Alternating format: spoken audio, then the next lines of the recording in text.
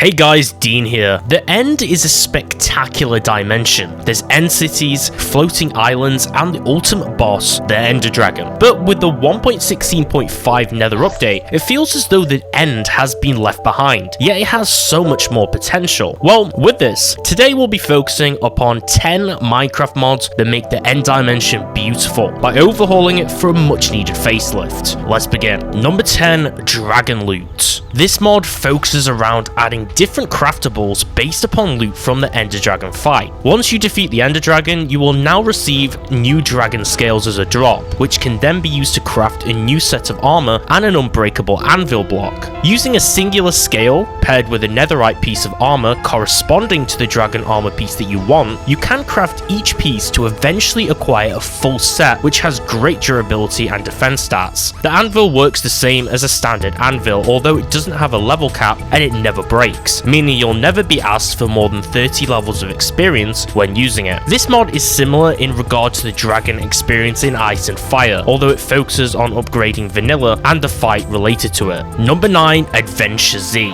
I've covered AdventureZ before in my boss mods video. It's a boss mod that brings new deadly engagements to the game with multiple bosses across the different dimensions, with a majority of dangerous new boss fights being within the Nether. However, I featured the mod in this list because there's also a brand new boss fight which is added to the End dimension also. Now the boss I'm talking about here is the Eye, a boss that is a new requirement that you must defeat in order to reclaim the dragon egg from the Ender Dragon fight, which will actually let you hatch it, offering a new stage in progression. This boss slowly heals itself when damaged, and it shoots laser beams at the player which can only be stopped by damaging it whilst it's firing them, and it can also fire smaller versions of itself to confuse the player and teleport you if you're hit by one. It can also duplicate itself, with these duplicates also being able to shoot lasers. It's possible to summon this new boss from the Eye Shrine structure, which appears as an obsidian base with crying obsidian as its second layer, covered in end rods. You place the dragon egg and summon the boss. You can also encounter end warthogs upon the end islands that can charge at the player and throw them into the void, or seek the new ender whales that can be called by using the ender flute, letting the two players mount it and control it around with a chorus fruit on a stick. Number 8, progressive bosses. This mod focuses on enhancing the vanilla bosses by making them become progressively harder each time that they're defeated, covering the Wither, Elder Guardian, and the Ender Dragon. This mod will make the Ender Dragon fight tougher as time goes on, and the more that you defeat her, it will cause the boss to scale up in health, which also scales higher with greater regen on higher difficulties. The boss can now also summon minions to fight for it, and each time the crystals will spawn more cages around them for protection, shooting faster projectiles which are harder to dodge, and having more abilities during the fight to make things more of a challenge. Number 7, the Farlanders. Farlanders adds more ender creatures to the game, which offers you more options to trade items and also the ability to tame and fight new enemies in battle. Along with this, there's new armor, weapons, and some new additional structures to find. For an example, the new Endumian ore that spawns in extreme hills, swamps, and jungles will drop crystals which are used to trade with the new Farlander villagers, in a similar way to how emerald villager trading works in vanilla. The Farlanders are a peaceful race of endermen, and they come in many different forms, both smaller and also larger, each offering different trades or having slightly different abilities, although you'll have to be careful though, as the opposing faction of Farlanders are less friendly. From rebels to looters and the gigantic titan boss with 3 different special attacks, this mod will definitely spice up your End with some new mobs. Number 6, End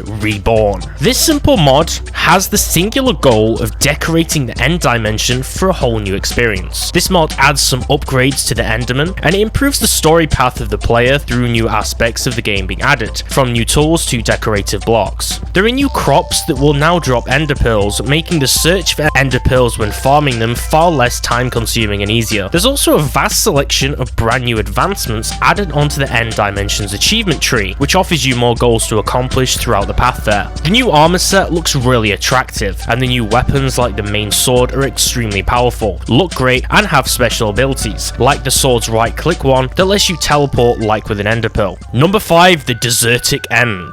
Look to this mod for more vegetation additions to the end, continuing the vanilla feel by adding Endelium, Ender Cacti, Endermite Leather, Void Pillars, and Ender Fern crops. Endelium growths are plants that have levitation properties and they act like Nilium and spawn in end barrens, dropping edible roots. Ender Cacti spawn in end highlands and make purple and pink dye in a furnace and can be collected with an endstone knife. The Ender Fern generate upon small end islands and they drop seeds that can be emplaced upon any block to grow, letting you create 3 ender pearls with 9 seeds. The new mini biome, the Flowering Hills, is a new area of the end that's in bloom where you can find the damage dealing and rose lily flowers. The Nether's warped forest can now spawn in the end too, which serves as a connection point for endermen going to the Nether, having various warped chorus plants. The new mineral, Enderite ore, has teleportation properties, also floating, making you have to mine quicker to reach the ore, dropping Enderite ingots. Number 4, the End Expansion mod.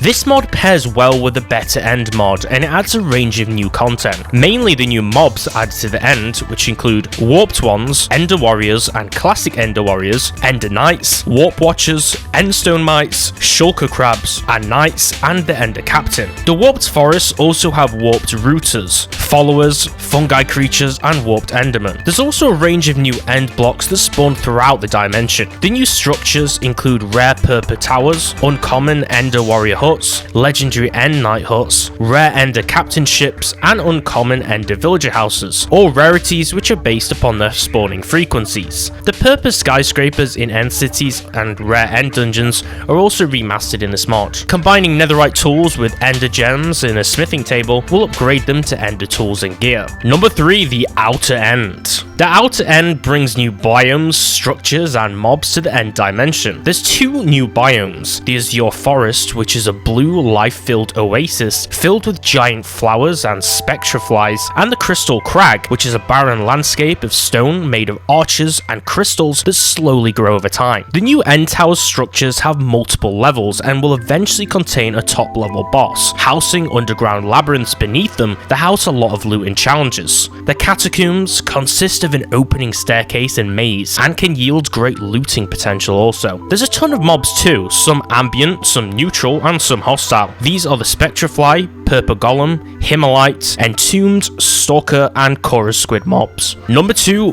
Betterend. Not only does this mod add new biomes to the end, but it also modifies and upgrades existing ones, with each having their own atmosphere, resource, and mobs within. The sky has a custom look to it with nebulas and stars, with custom sounds, music, and effects that make them look alive and more interesting to explore. The end islands will also have different shapes, terrain, and structures and caves with different resources with a new terrain generator. Expect to witness 24 plus new biomes, 6 new mobs, many new blocks, items and more within this spectacular looking mod that looks extremely enchanting and magical, a much needed addition for our end upgrade. Number 1, the Endergetic Expansion. This mod aims to improve every aspect of the end, adding a brand new biome with unique mechanics and visual improvements and additions to the existing end well, and gateways used to teleport the player in vanilla. The Poise Forest is located semi-rarely within the outer islands of the end, where the chorus biome will also spawn. This forest is a pink-style vast jungle of vegetation with flowers and fruits, where you may find some of the mobs, such as the buflo insects that eat fruits and have different life stages which can come with bracelets when tamed that can be dyed. There's also puff bugs that pollinate flower buds, with puff bugs interacting with each other and also the environment. And that concludes the 10 Minecraft mods that make the end beautiful. These are the best Minecraft mods to upgrade the end. Let me know in the comments below which of these 10 end mods that I featured is your favorite and why that is, and also let me know if I missed any other amazing end dimension mods. Be sure to like and subscribe for more Minecraft mod videos just like this one to be part of the channel before we hit 100k subs. Thanks for watching.